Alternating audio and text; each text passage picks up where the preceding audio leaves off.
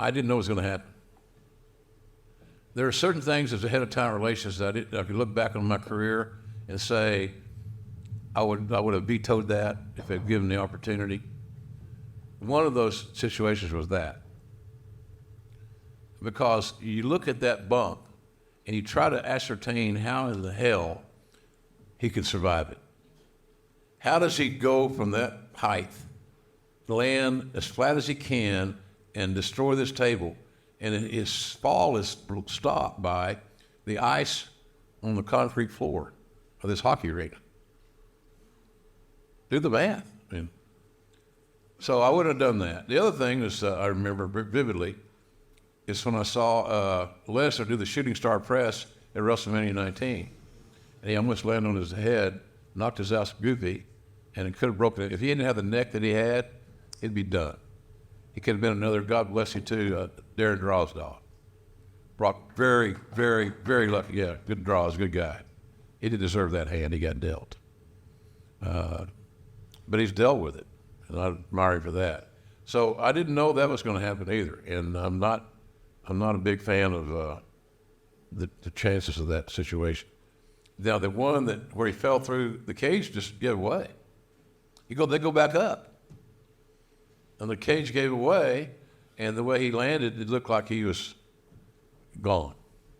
I really think, though, if he had over-rotated a little bit, instead of landing on his back, if he lands on his neck or his head, he died on pay-per-view. I mean, yeah.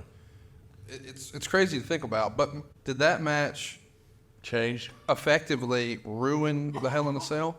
Because I feel like it set a bar that was so high that after that, there was an expectation. Well, Shawn and Taker were on top for the first one, and then we threw a guy off the second time. Yep. We could never, people want those big crazy stunts. So even when Shane McMahon had a Hell in a Cell at WrestleMania a few years ago in Dallas, everybody's like, oh, he's jumping off it. And if he wouldn't have, people would have been disappointed with it. Well, yeah, you're right. But the thing about it is that even though Shane did, it took a lot of courage to do that. Very risky. And, I think it just didn't resonate like Foley and Undertaker. That's the point. The idea being it's always going to be diminishing returns. Yeah, so you can try to top it, but you never really can. So it matters less and less every time. You're right. Just don't go back there. Don't go back to that specific setup for the big bump. So, but I think it did change things. I think it made people see that there are other things that we can do outside the ring, that you can take a chance, and that if it pays off, you're going to be immortalized in that respect. I'll tell you a real quick story regarding that. I don't know, we got to get out of here. Although I don't have to get out of here, but apparently they do. Anyway, I like this. I like being with you guys. I'm sitting in a Dallas airport, right, in line to get on a plane to go someplace to do wrestling. And I got all these miles, like 3 million miles of American, so I'm a pretty high-level flyer, fly first class, all the upgrade stuff, all the good stuff. And so I'm standing in line waiting to board. First boarding group, all that good. And I'm standing there, and this guy's really, really close behind me. I can hear him breathing. He's right behind me. And so I hear this little kind of a whisper. As God is my witness. He's broken in half. Okay, so I no sell. Like a lot of the talent today, I no sell. I didn't even slap my leg on that one. So I no sell. So still stand in line, little hat, here I am.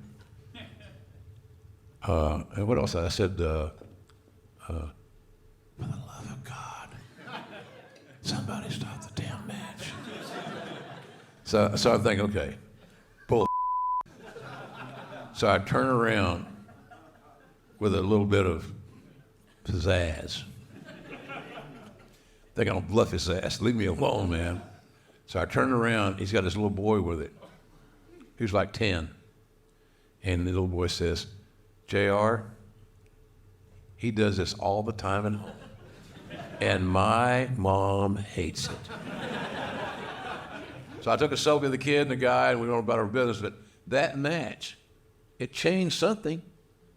Because when you see that on the line, they used that dialogue from that match, my commentary with Lawler on all these crazy these ball games, football games, you know, collisions, crashes, fights, domestic disputes. I even got one. Hey, I got one a few years ago, my voiceover on a porno. Now, think of this deal. Here's this dude sitting at his house watching porno. I'll put JR's commentary with this. So Hypothetically, Jim, was it the Sunny porn? no, it's the strangers. It would have been better than Sunny. So anyway, that was how that worked.